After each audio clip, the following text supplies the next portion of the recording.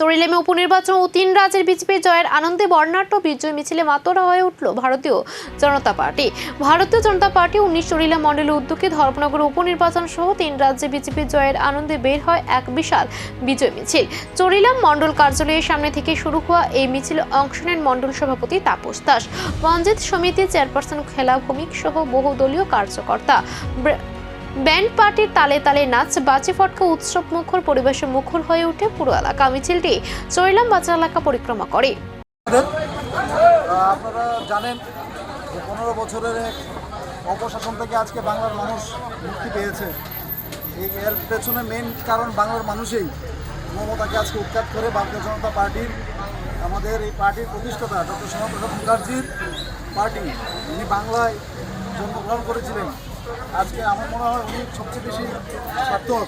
ওনার দলে আজকে আমরা কর্মী, ওনার দল, উনি যে জন্মস্থানে জন্মগ্রহণ করেছিলেন সেই জায়গাতে আজকে ভারতীয় জনতা পার্টি প্রতিষ্ঠিত হয়েছে।